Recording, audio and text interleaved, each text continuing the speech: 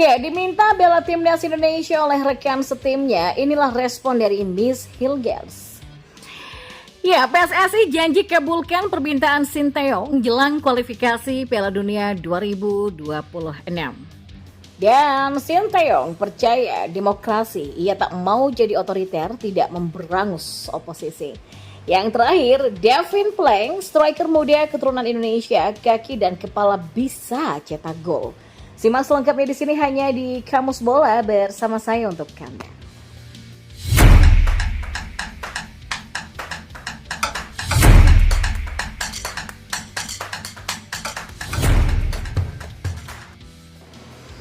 Di informasi bola yang pertama, pemain keturunan Miss Hilgers diminta rekan timnya untuk membela timnas Indonesia. Hal tersebut langsung direspon olehnya. Sebagaimana diketahui, Miss Hilgers merupakan pemain keturunan yang nyaris diproses secara naturalisasi, akan tetapi prosesnya tidak dilanjutkan. Walaupun demikian, banyak netizen yang masih berharap jika back FC20 ini agar membela timnas Indonesia, namun sejauh ini belum ada respon yang positif. Menariknya, salah satu rekan Miss Hilgers, Joshua Brennett, belum lama ini justru berkomentar agar back berusia 23 tahun ini membela skuad Garuda. Kebanggaan Indonesia, mereka membutuhkanmu. Ayo, komentar Joshua Brennett di kolom komentar Instagramnya.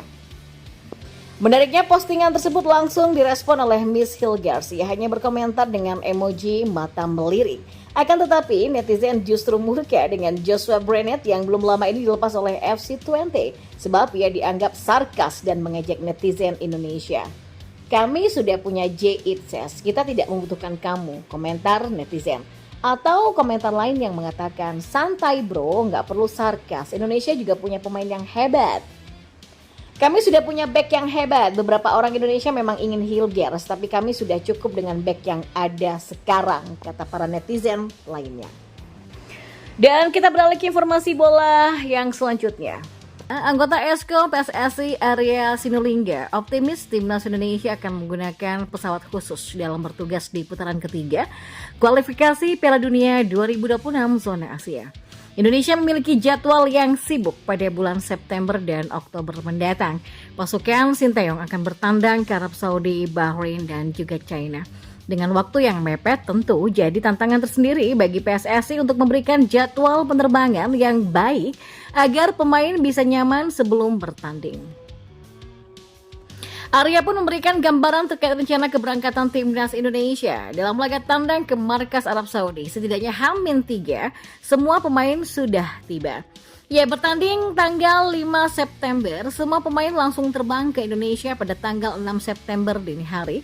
Dan ini sesuai dengan permintaan langsung dari Sinteyong. Jadi ketika berangkat ke sana kan ramai juga, hampir 50 orang lebih yang berangkat. Nah, karena waktunya mepet, kemarin Sinteyong minta kita ada jadwal khusus dan pesawat khusus yang membawa pemain kita dari Arab Saudi ke Indonesia agar mereka punya waktu istirahat ya, kata Arya Sinulinga. Ya, demi mempersiapkan rencana tersebut, PSSI sudah bertemu langsung dengan pihak maskapai Garuda. Pembicaraan ini terkait rute terbaik timnas karena mereka tanggal 10 sudah harus berduel melawan Australia.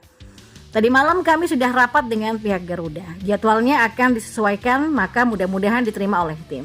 Dan setelah mereka bermain jam 10 malam dari Arab Saudi, selesai jam 12 malam, mungkin jam 3 atau 4 pagi mereka akan langsung ke Jakarta ya, dan akan terbang langsung ke Jakarta. Ya, agar mereka punya waktu istirahat lebih panjang dan saat bermain lebih tenang lagi, ujannya. Nah, yang terakhir, penerbangan khusus akan dipersiapkan jelang bertandang ke markas Bahrain dan juga China. Sebelumnya, timnas China yang memindahkan venue laga yang jauh dari Beijing membuat tidak ada penerbangan langsung ke sana. Akibatnya, PSSI akan memberikan pesawat khusus yang akan terbang dari Bahrain langsung ke China untuk mengakomodasi agenda skuad Garuda. 10 Oktober kan lawan Bahrain. Nah, ini juga pemain yang dari luar negeri dan Indonesia akan langsung ke Bahrain dan H-3 atau H-4 berkumpul di Bahrain. Jadi kembali lagi setelah itu tanggal 15 Oktober mereka main di China yang kalau kita pakai pesawat komersil butuh waktu sampai 30 jam. Jadi tanggal 10 berangkat sampai di sana tanggal 12, habis itu tanggal 15 main. Maka itu kita mengusahakan ya pesawat yang khusus untuk mereka diberangkatkan dari Bahrain ke China. Pungkas Arya menjelaskan. Sinteyong menerapkan checks and balance dalam melatih timnas Indonesia. Ia menegaskan bukan pemimpin otoriter. Sinteyong bisa menjadi teladan Indonesia dalam memimpin serta memajukan negara kita tercinta ini. Pelatih asal Korea Selatan itu membawa timnas Indonesia melejit di ranking FIFA serta menembus babak yang tak pernah dicapai. Ia membawa tim Garuda untuk pertama kali melaju hingga fase gugur Piala Asia pada 2023. Ia juga mengantarkan tim Merah Putih untuk pertama kali mencapai putaran ketiga kualifikasi Piala Dunia 2026. Itu belum menyebut capaian runner-up Piala AFF 2020, finalis Piala AFF U22 2023, sampai semifinalis Piala Asia U23 2024. Semua itu dicapai Sinteyong tanpa memberangus lawan politiknya. Ya, sepanjang Coach Shin melatih Indonesia, selalu saja opini pedas dari pengamat sepak bola. Ada nama Tommy Welly atau Bung Towel yang selalu menganggap salah apa yang dilakukan oleh pelatih Korea Selatan itu. Merespon hal tersebut, Coach Shin menjawab layaknya seorang negarawan. Saya tahu itu opini kontra penerjemah bahasa Indonesia yang melaporkannya. Tapi saya berpikir orang-orang seperti itu juga harus ada agar sepak bola Indonesia bisa berkembang, kata Sinteyong. Dari pernyataan itu, Sinteyong menyambut baik adanya pihak oposisi. Andai tidak ada pihak yang oposan, seseorang bisa bertindak sesuka hati dan menjadi tidak terkontrol. Dengan kata lain, Shin adalah pemimpin yang demokratis dan tidak otoriter. Tidak semua orang menyukai saya 100% ya, di kelompok manapun. Dan jika saya mendapatkan dukungan 100%, saya sendiri bisa menjadi otoriter. Saya pikir tidak apa-apa, mereka mengkritik dengan bebas, ujarnya. Ya, melihat situasi negeri belakangan ini, tampaknya ada yang perlu dicontoh dari Sinteyong dalam hal kenegarawanannya tersebut. Dan kita balik informasi bola yang terakhir. Pemain keturunan Indonesia tidak semuanya hanya berposisi sebagai back ataupun gelandang bertahan. Ada juga pemain yang berposisi sebagai striker, salah satunya adalah Devin Plank. Ya, Devin Plank adalah pemain berusia 23 tahun yang bermain untuk klub kasta kedua Liga Belanda yang bernama Excelsior. Plank bergabung di klub ini sejak 1 Juli 2020 dan punya kontrak sampai tahun 2025. Plank mengawali karirnya di klub Zwolle pada 2016 lalu. Ia cukup lama bermain di sana dan baru pindah ke Excelsior pada 2018. Menariknya, Plank tidak hanya bisa dimainkan sebagai striker, namun juga bisa diplot sebagai gelandang serang. Akun Instagram Indo Blood Talent menyebutkan bahwa darah Indonesia didapat Plank dari garis ibu.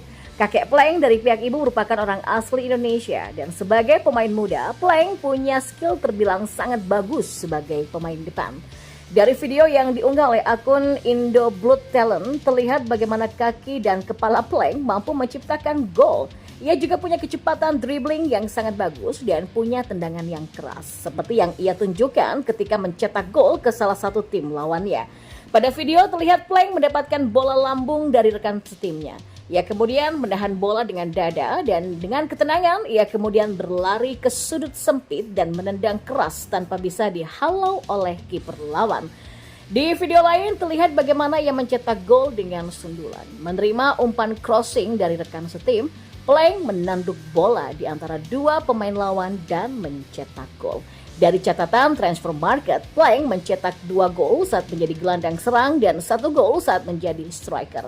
Selain itu, saat ditempatkan sebagai gelandang jangkar, Plank pun juga mampu mencetak 2 assist.